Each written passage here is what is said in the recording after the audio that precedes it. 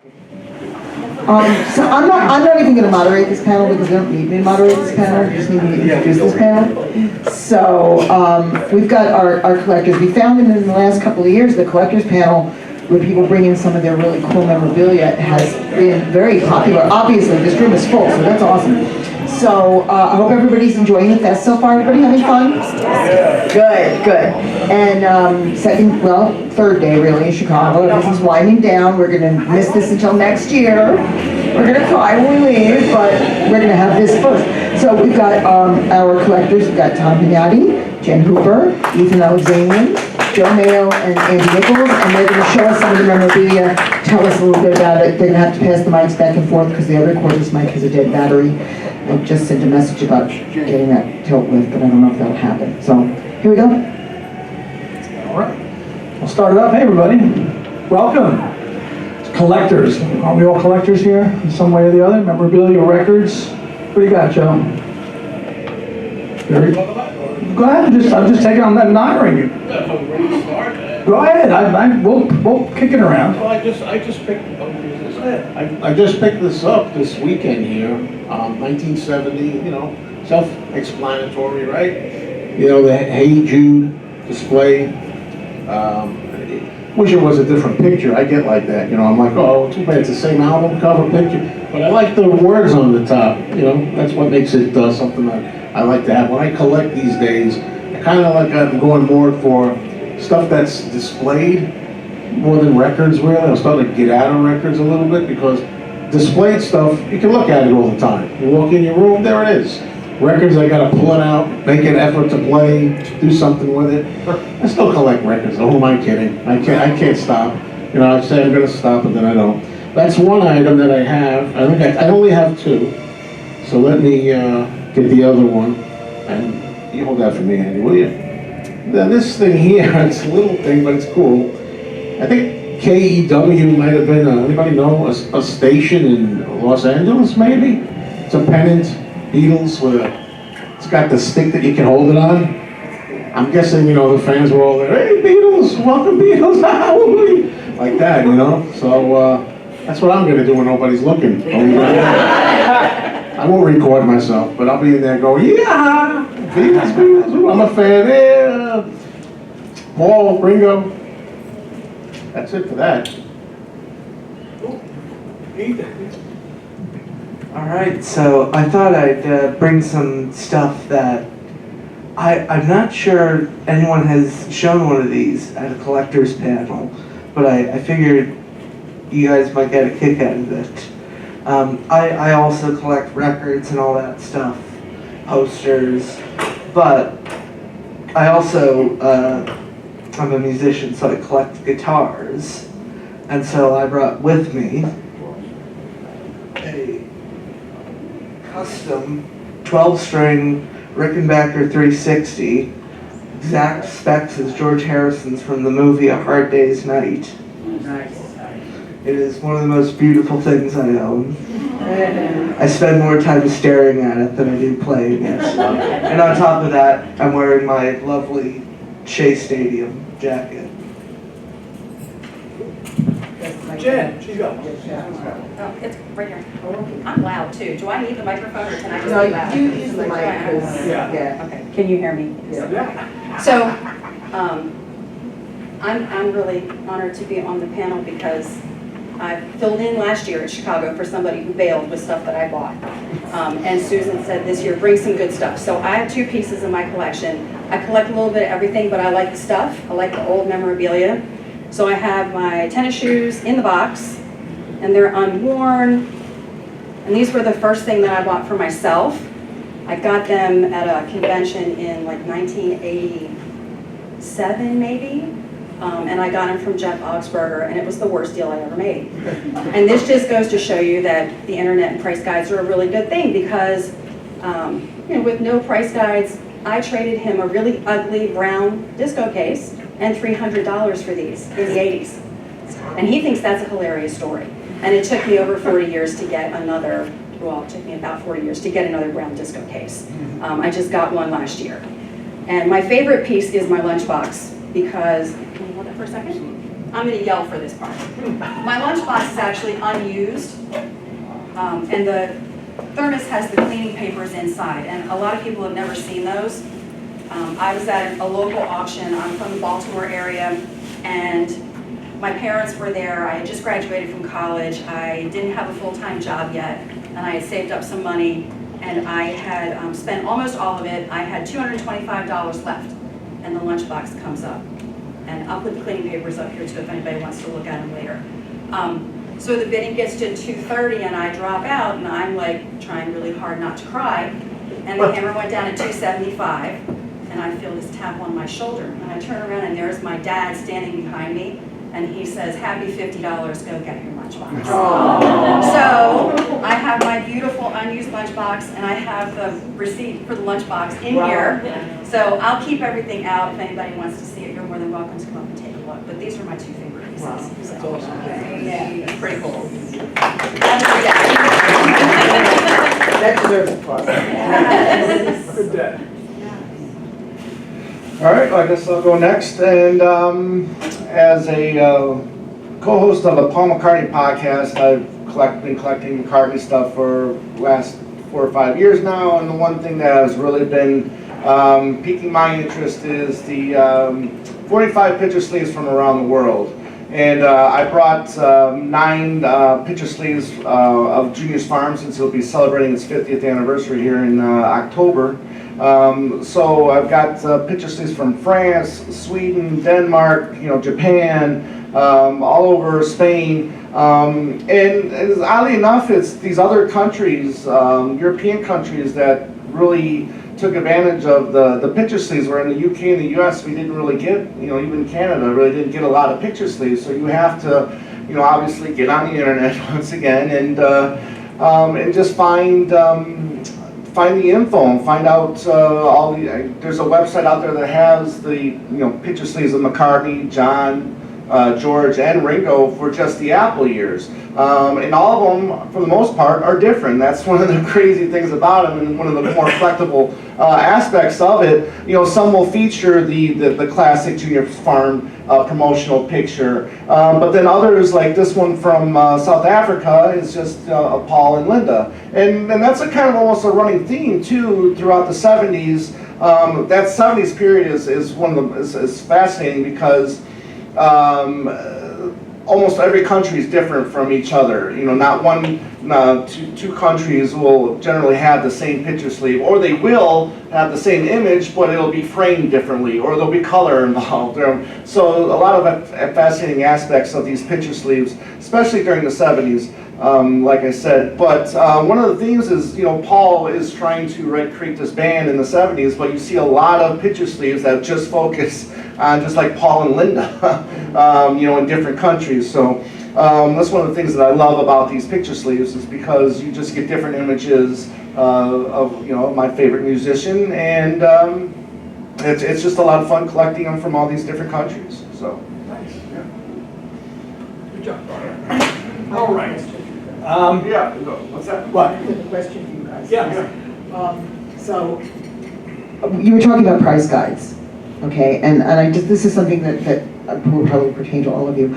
So, I often say that my Beatles collection is worth a certain amount of money on paper. It's not worth a red cent if nobody's willing to pay me for it.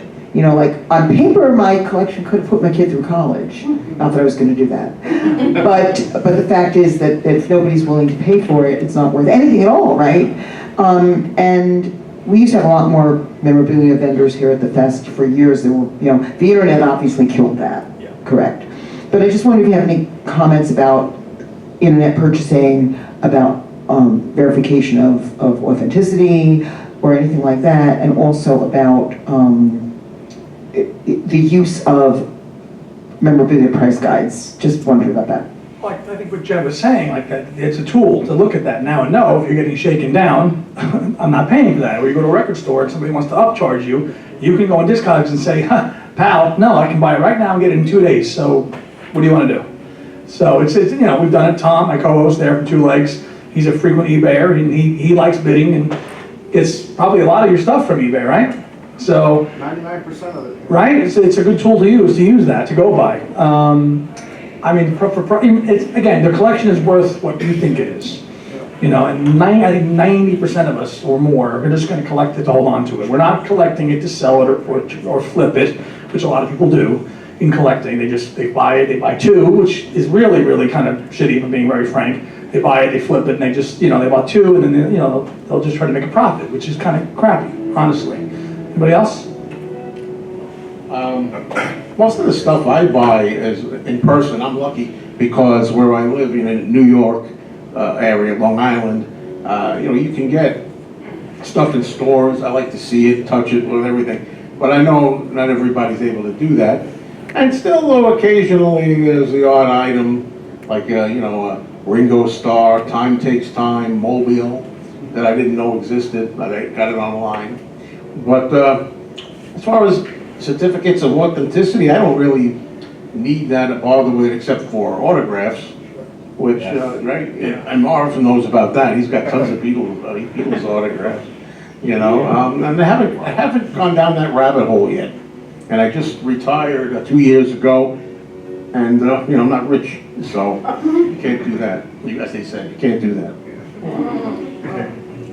Because there's also the thing where you see people like going into Roadshow with their Beatles stuff. Right. And some of it's definitely good, I think, and good people here in our fest who've been to Antiques Roadshow and other stuff.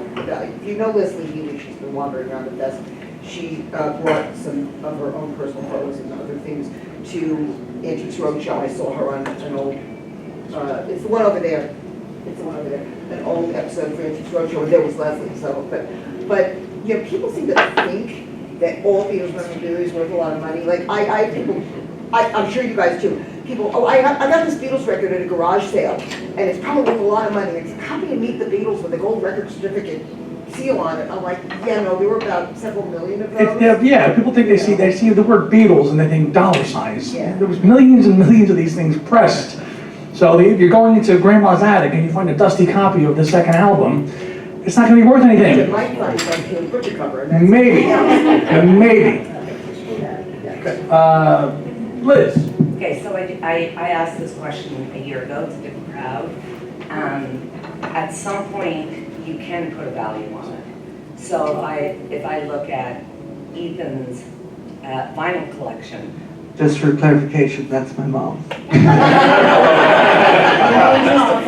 So there is, when you have Discogs, right?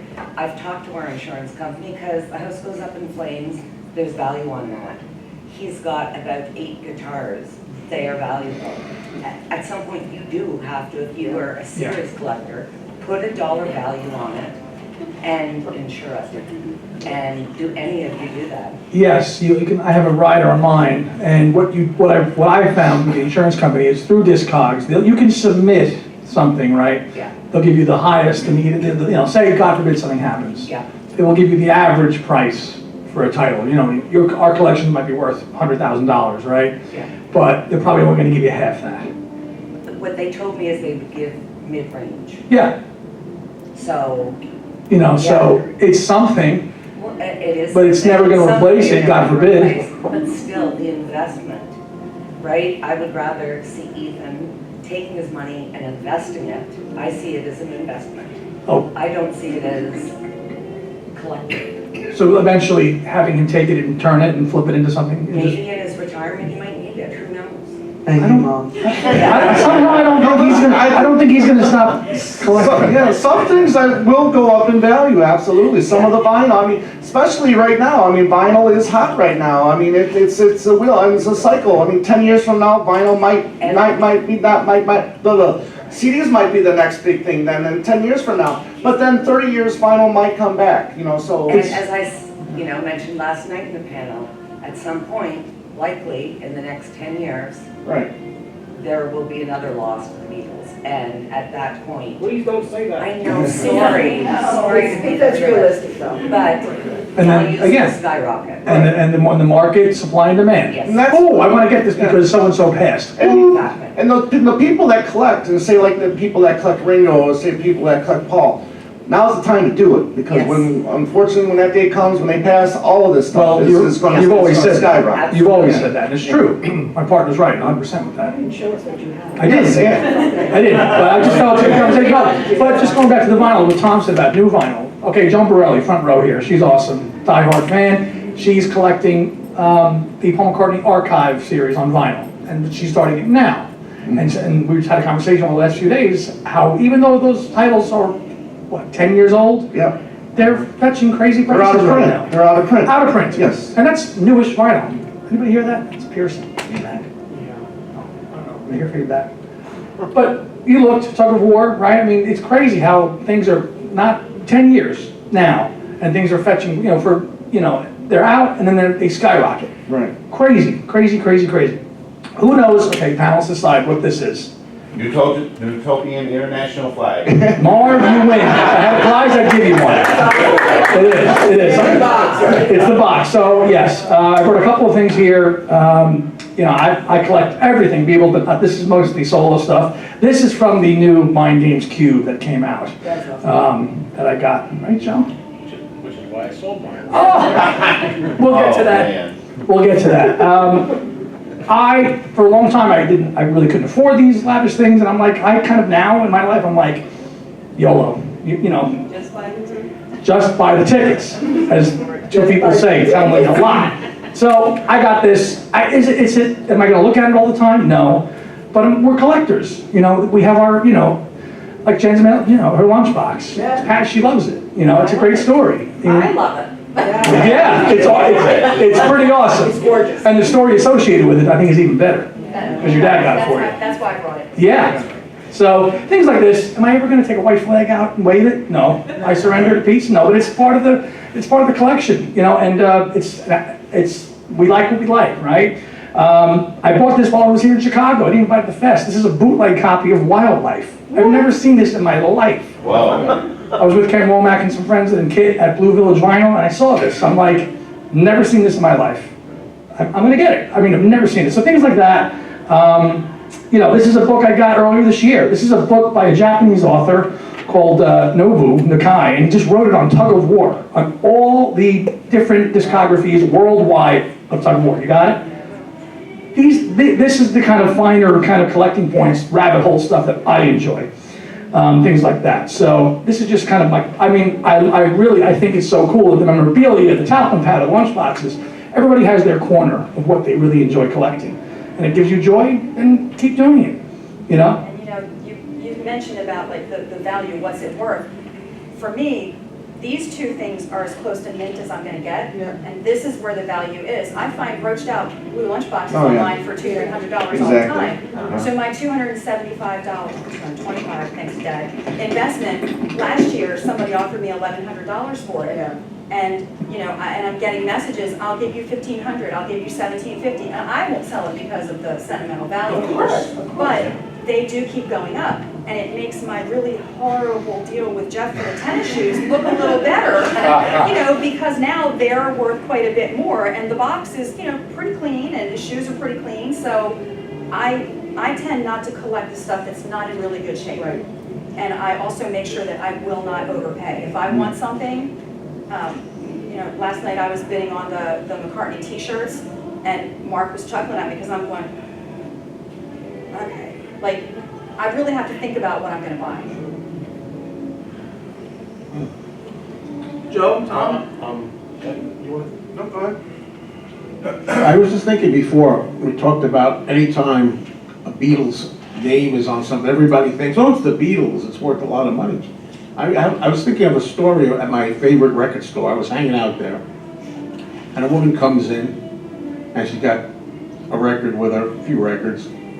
One of them is the Beatles' second album, very common, So sometimes the store owner looking through records will say, well, what's the story with these? Like, he wants to know, did somebody pass away? Did somebody leave you these? How did you come by these? So the guy says, what's the story? And she very confidently says, take a look in that box. You'll see what the story is. So he looks in there, it's the Beatles' second, this is not, whatever he was going to give her, I don't know, $20 or $15. Not even. Not even. It wasn't in the greatest shape, but it was something. And she goes, "Let me tell you something." She nods to her husband, I guess, and goes, "Like I told you, that thing is going for $17,000." That's what she said. And he's a nice guy. He didn't want to Some lunatic on eBay is trying to sell it. right? That she probably saw that. Nobody's buying it. And it's not the, Right. what the bought for. Yeah. How much are they getting for it? So anyway, he just said, after a while of her insisting, he just said, "No Beatles album is worth that much unless it's signed." That's what he said. Well, then she puffed out of the store. That was I hope she found funny something to story. buy it. Yeah. I mean, I guess we should talk about the recent major collectibles, as in the cube and the crates and suitcase or whatever. But does anybody in the audience have any of those the crates and the Crate, suitcases? suitcase, cube. How many cube people here? How many people have cube? 1, 2, 3. No. That's right. No. Yeah. Okay. And then I mean, how many people just collect vintage? Because there's people that collect the vintage stuff and just the vintage stuff, and then there's some people that collect the more recent The recent stuff. stuff. I mean, because maybe but you collect a little bit of everything. Pretty much. Vintage and newer stuff, and then The memorabilia Yeah. is what I'm working on, but Right. I'm looking for vintage memorabilia, but I'm watching out. Right. I have to watch out for, because there's a ton of things. Okay. I just Oh, want- yeah, I of just want course. to get something that looks authentic and vintage, and then someone tells me, "Oh, it's a fake." Right. I'm gonna be like, "Oh." right. Jen, are you exclusively memorabilia? Do you dabble into vinyl at all, or a little bit of I everything? have vinyl, I have autographs. Oh, you have autographs? I have butcher covers, I have I don't need to have the pristine copies of everything, as long as I have a decent copy, I'm happy. Yeah. This is where my heart is, I love this stuff more. But yeah, I do, I have a little bit of everything. Yeah. And Ethan, as a younger collector yourself, you're basically looking for a lot of the original stuff. Yeah, I do dabble with some of the new stuff if it catches my interest, but for the most part, I'm after, for records, original pressings of things, original imports, like you are with your singles. Right, and then, well, with the LPs, I mean, where are you going to try? I mean, obviously, you're going to record stores as well, but you're also having the luck online also. Yeah, record stores, record fairs, Discogs, occasionally eBay. Yeah, question, yes. Just have a question, Janet or anybody. Do you recall how you got started collecting? Like, what was your first purchase? So I come from a couple generations of antique people. And when I was little, my grandparents would take me to the antique shows with them, and if there was something I liked, and it was cheap, they would buy it for me if I behaved myself. And the first thing I got was the little Remco dolls. I fell in love with those, and they were too expensive for me to have as just a, you were good today present. So I got them for Christmas when I was 12. And after that, my parents started buying me something every year, and I started buying things like the gum cards and the magazines and the roached out vinyl for $0.25 at a yard sale. And then from there, it just kind of snowballed. And I'm almost 58, and my parents still say, pick out something big for Christmas. Like, that's how I got my disco case. I found a brown disco case online. It was $350. I talked to the woman that had it. It had belonged to her mother. And I told my mom, and she's like, well, buy it. I'll give you the money, and just give it to me, and I'll give it to you for Christmas. So that's kind of how I got started with the whole thing. What was the last thing you got from your parents? It was the disco case for Christmas. That was the last thing. Yeah, the brown one, finally. Yeah. So now I have the whole set again. Yeah. That was a good price. Yeah, it was good. Are you finding that, I mean, I back in the day, but before, when all four Beatles were still around, okay, I would find stuff at yard sales all the time. I mean, I got a Flip Your Wig game for $0.25, I got the little novelizations of Help in a Hard Day's Night in utterly pristine condition, like they'd never been opened, for $10 a piece. That doesn't happen anymore, obviously. Even, and, you know, I have some stuff in my collection that I did not pay a lot of money for. Like you say, it's your passion, it's your joy. It's not about how much you pay for it, how much it's worth, really. It's something that you really love. That's the key. I mean, if You know. it means a lot to you, then that's really all that matters. Exactly, and like I had these, if you've ever seen them, they were 4 drawings, pastel drawings by an artist named Volpe of the Beatles. And I had those when I was a kid because my mother had them, she bought them at Woolworths and they were new and in the package. And of course, I told my parents they're valuable, we should frame them. They were like, they're just stupid pictures of the Beatles, we're not framing them. So of course they got ruined, And I got rid of them. And I spent years trying to replace them. And I remember telling Terry Crane, if you've ever seen Terry Crane here, he's an expert on all the NEMS marketing. And I told him I had them and he literally made me pale.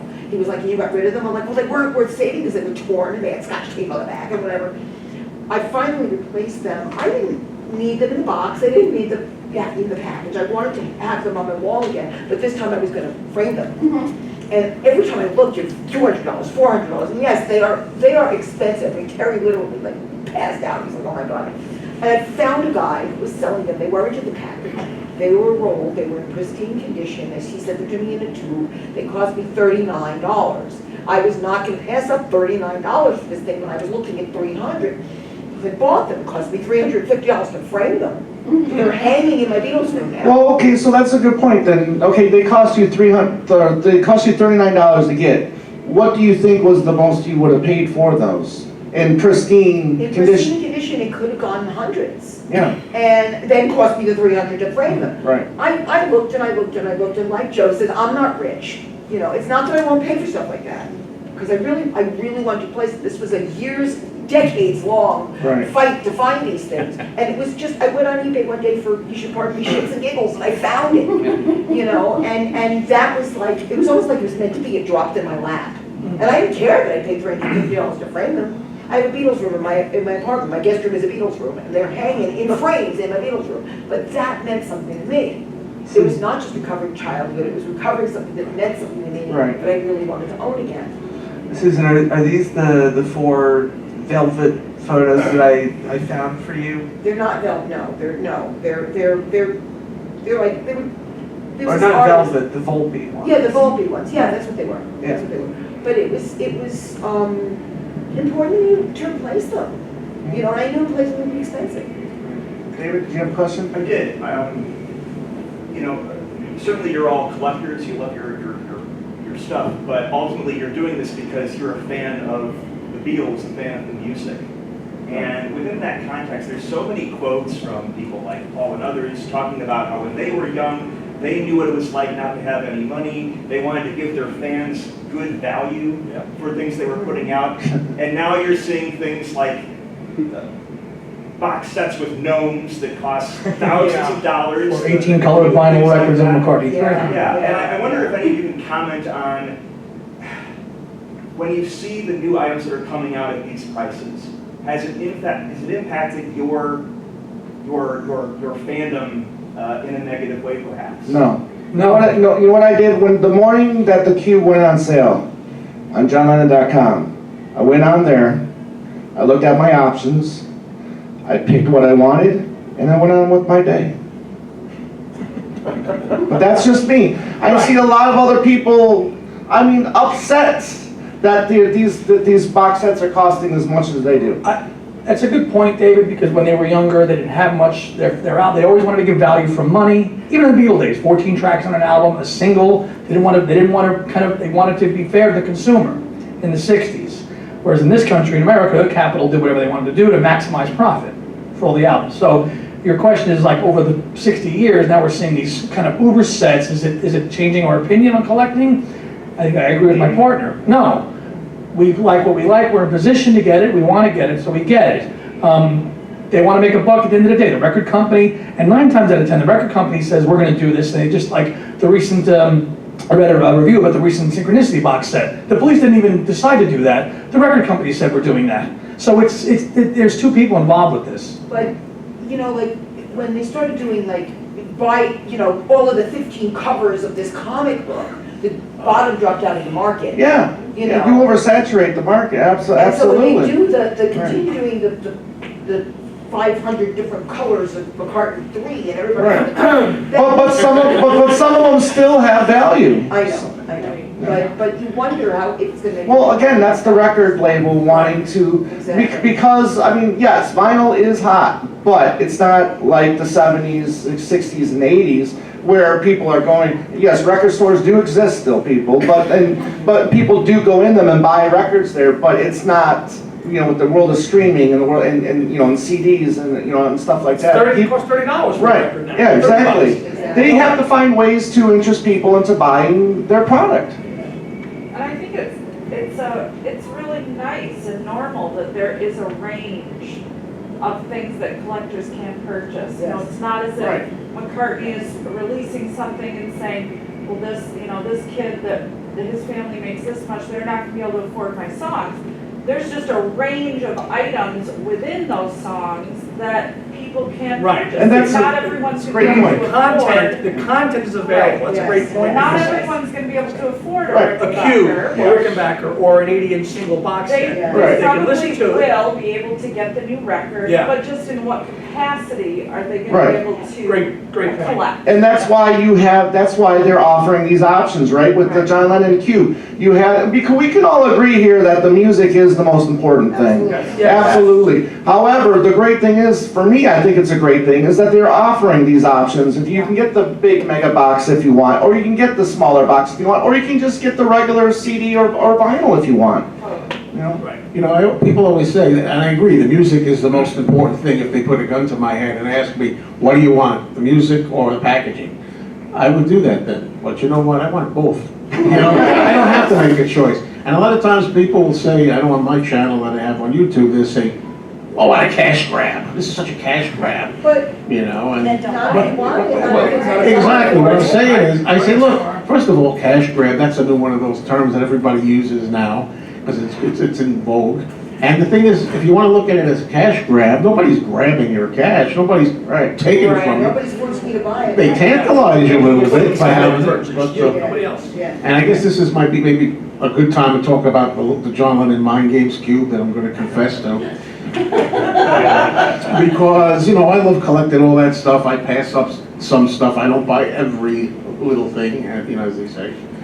But when it came to that, I was like, oh, I really love John Lennon. He's my favorite Beatle. I'm kind of a completist just with John. Mind Games is maybe my fourth favorite album, not in my top, but still, it doesn't matter. I wanted it. And I'm thinking, the price, and you make the choice, was kind of hefty. I mean, that's the heftiest one I've seen, and maybe that's the champ so far. It was like, with shipping and everything from England, it's like near $1,600 for this thing, right? So, I finally ordered it. And then I saw some people had gotten it early and they were opening it. And I'm saying, look, you know, no offense, you know, flag, piece of white cloth, you know. What it sounds like you're doing, you're waving the white flag. That's what you're doing. And I'm, No cute. and I'm like, you know, I mean, you know, I had already had, I should say, in fairness, a 6 CD set that the Lennon Estate sometimes sends me things because I have the channel. So they sent me a free 6 CD set, but I just wanted to have, the cube was cool, you know, the Yoko's Danger Box, they call it, where it's like clear plastic. It's made after her art piece, where it has a cool covering of plastic. So, but I saw everybody opening it up, and I'm like, yo, there's not that much, to me, there wasn't that much worth in there for that kind of money, you know? I mean, maybe 500, 600, even that's a lot of money. But, so I said, you know, I'm gonna cancel it. But I had checked the box, they reminded me, that says, you can't cancel this, all sales final. And I'm like, well, I'm just gonna enjoy, I'm gonna make myself enjoy it. But so I showed it on my channel, I made a video opening it up, people like to see it. And then I had a guy who frequents my record store say, look, I'll buy that off you if you want it. And I said, really? He says, yeah, I'd like to get it. So I got some money back. I didn't make a profit on it. I don't, like we were saying before, I'm not one of these guys, I don't flip things. I don't buy to flip, I hate that. But I just I still ate some money because I didn't charge them shipping from England, and so at least I didn't lose the whole 1,600. You know, it was 1,400. I got back. I lost 200. To be honest. And okay. Sure. I was just gonna piggyback off of Joe. It's no pun intended, it is a fine line with collecting. Unlike Tom, I went on that John Lennon site, boy, I must have sat on there 20 minutes. Do I buy the big cube or don't? And it's a sentimental, I've told a few, sentimental album for me. I was a young kid. I remember where I bought that album on cassette in the early 80s, a Chicago store called Venture, for those of you who remember.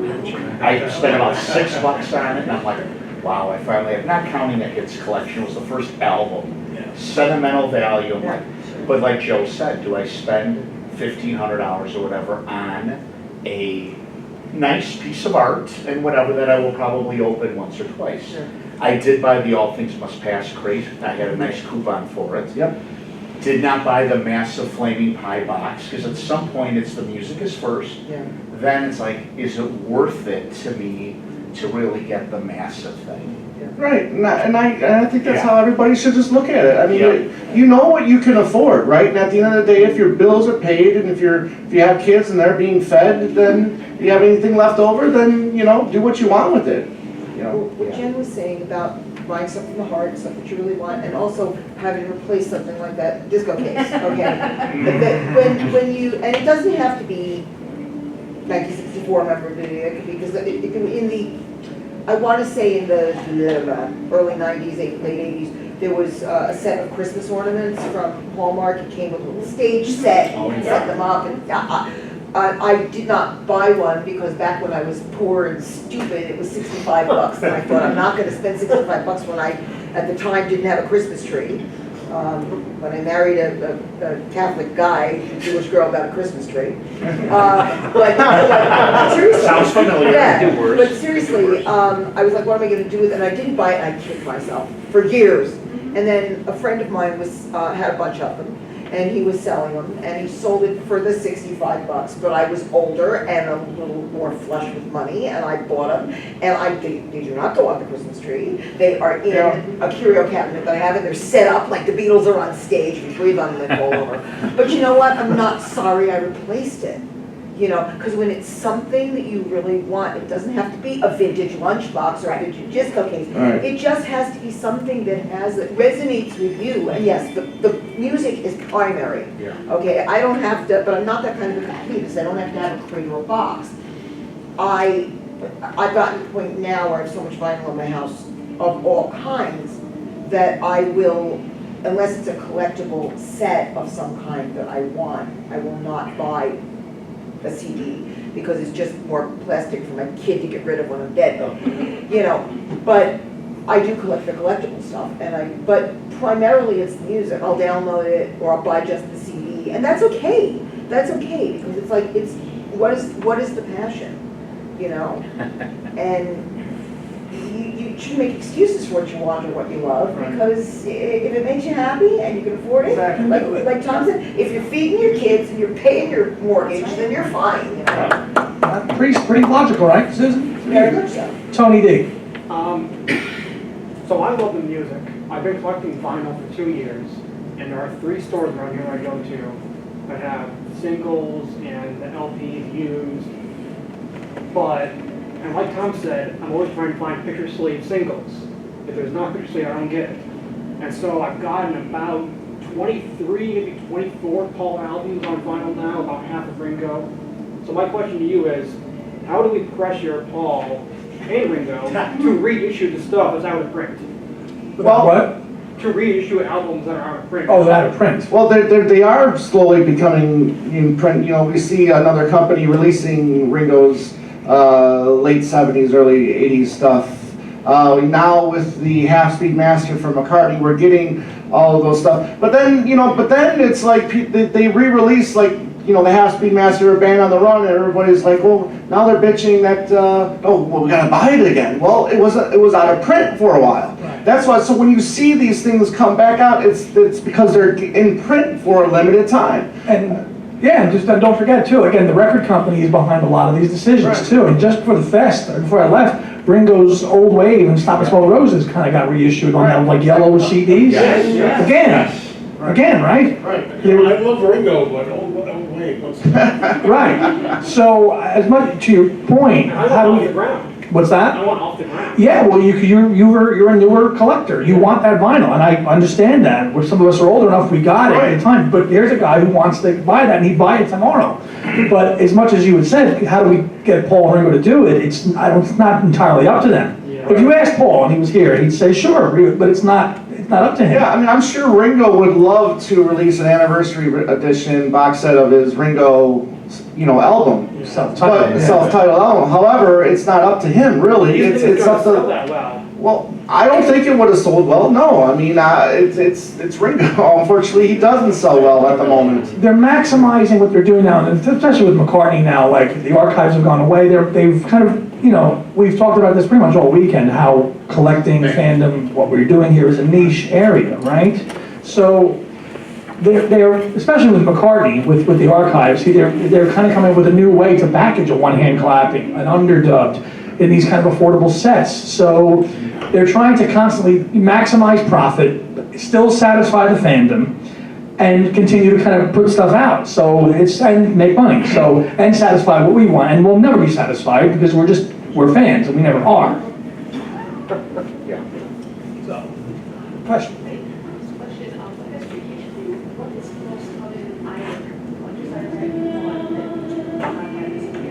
Most collectible item that you want, you don't have yet. Tom? It's the second Fireman album on vinyl called Rushes. I have it. Yes, and then there's, I know. I'm selling a lot of stuff lately. Yeah, and then there's also, when All the Best came out, there was a promotional set of 45s that radio stations got, and it came in a nice little box. That's something that I would like to eventually get my hands on as well. For me, it's the record player. It's always been the record player. And it's because of the music, because I can play the music that I love on the record player. And I also would like to have a full set of autographs, but I'm not going to drop that kind of money, especially when there's only about 2 certificates of authenticity that I would trust. So. I think my white whale these days is there's bootleg vinyl from the late 80s from a company called Sapcore, and it's called Rabbi Saul, and I have been looking for that for over a decade. Hint, hint, mom, wherever you are. She left.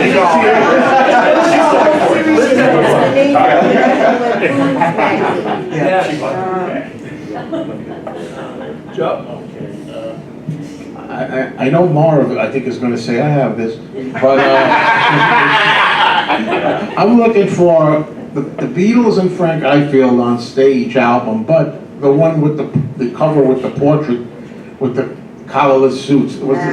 And a real one. I don't want a counterfeit one. Although at this point I'll settle for a counterfeit one. And those are stupid expensive whenever it comes up. And one other thing is the display. I don't know what they call it, but when the Beatles first came around, they had them in the collarless suits. It's like this box where the heads move like this. Motion display. I would love to have that. And about 998 other things. 2 things come to mind instantly, and sometimes you see them here at Fest, and that's just the butcher cover. Any state. 3rd state, Peel State, I would love to have one of them. Anybody have one of them in this room? At all? First state? Marv?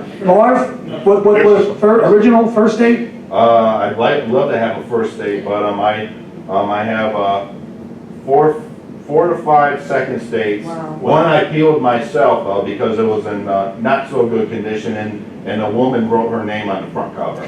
I started to peel that one off after I got more, and I ended up getting the second state mono for, ready? Go. $4. Wow. Who else has butchers? I will give you $6. What state is yours?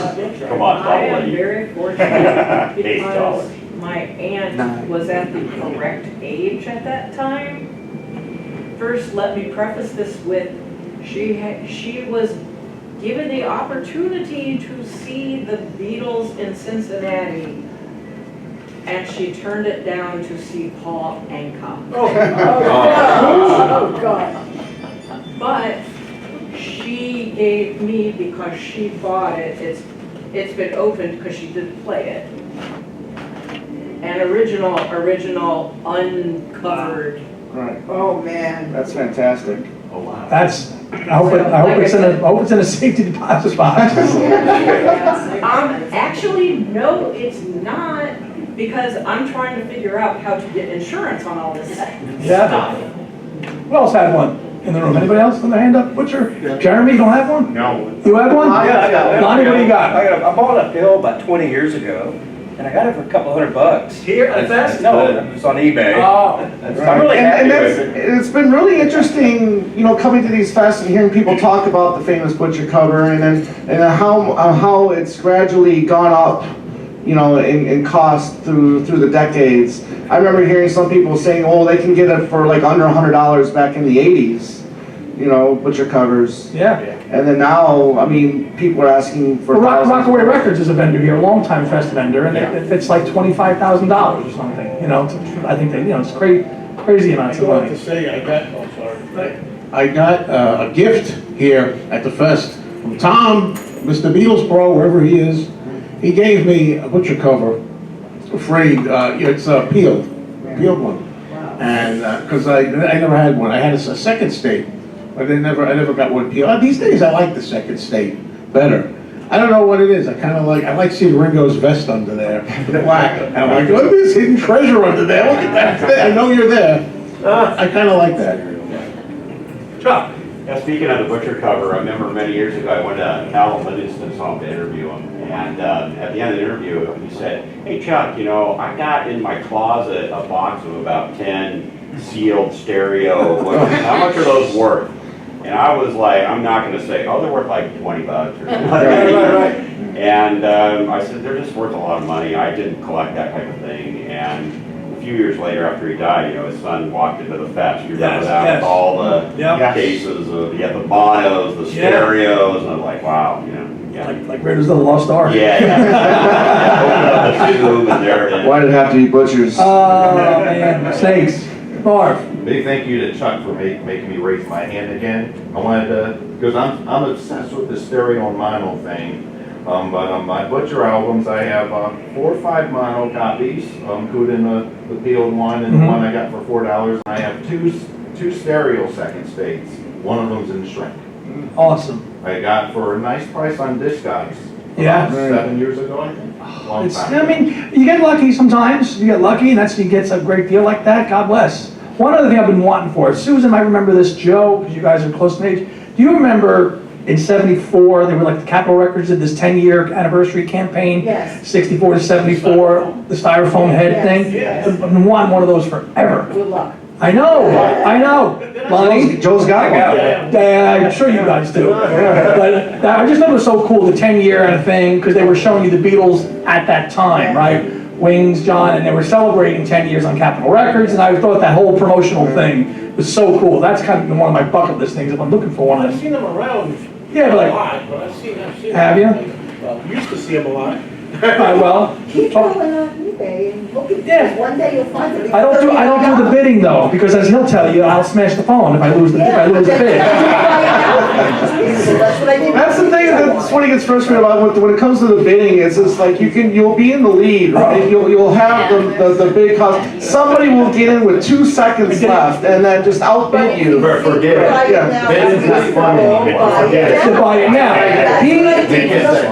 You did. He got me one time, he's like, oh, here, and one time, he's like, okay, Andy, are you in the lead? Are you in the lead? I said, yeah, I'm in the lead. Somebody came in the last minute and got it. I said, no, I'm never doing this again. Done. Sometimes buy it now is reasonable. If it's reasonable. Yes, right now is reasonable. Yeah. We have about 5-ish minutes left for the next panel, which is the media panel. So, one round of questions, anybody? We'll kick it around. Anybody wants any closing comments here? Jen, Ethan? Andy, Yes, Jeremy.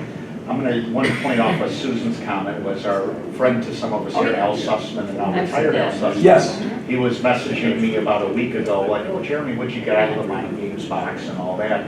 And he said kind of what Susan said, I'm at the age, I downsized my home, I don't have a lot of room for all this physical product, and I just said, hey, thank God I've got room, that's not the issue. But he was saying, like, somebody was getting on him saying, oh, well, if you're a real fan, you are gonna buy these boxes and one variation or another. I said, Al, that wasn't me. I said, you do what you can do and what you can afford. That's unfair. That's not Yeah, fair. it's like if you're a real fan, Real- you're gonna buy these boxes. Yes. I hate Yes. that. If I get a big box set, I don't consider myself any more a fan than you yourself. Maybe let's say you just get the streaming option.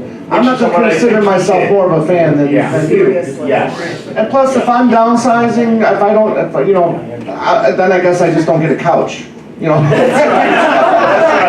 Being fans. It's not trying to one-up yourself as a fan. It's Yes. ridiculous. I mean, I can't, it's the same thing, like if you don't get the VIP package for every Paul McCartney concert, you're not a real fan. Correct. Well, guess what? I've never done it. I'm doing it for the first time when I go to. You go, girl. Yes. Well, the Yeah. funny part was, even over the messages, I could picture Al's face probably getting red even as he's telling me the story. Well, yes. But Jen, Ethan, any closing remarks? I just think what's really cool is that we all like different stuff. I mean, Yeah. I'll yell. Look, I mean, look at all of us sitting here with all these different things.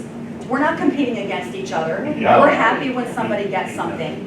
And the best part is when you get to know other and the high-end things, I'm gonna buy it unless I can see it in person. I'm not gonna buy a $3,000, well, I'm gonna buy a $3,000 piece, but to buy it off eBay, no. So you make friends with other collectors and you network, and that's how you get stuff. And I think because we're all happy for somebody when they get something they've always wanted. Like, I'll call a couple people and say, hey, I'm bidding on this on eBay, back off.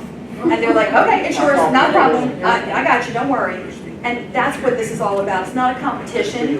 It's like, it's a really cool club to be in. Maybe a small competition. And she's You're not right. getting She has told me, don't you bid on. Don't bid on this, I She's want done that. it to me. So she's telling the truth. I think it's all about bringing joy to yourself. Yes. And if it brings you joy and it makes you happy and you have the ability to do it, why the heck not? I just don't.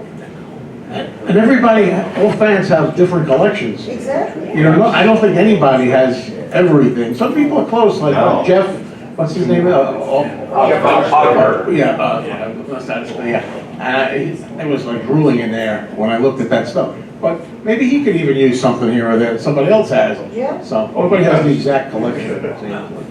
Ethan? I just wanted to say, because I didn't mention it before, when you were talking about how your dad helped you out with your thing. I just wanted to thank my mom for helping me get this.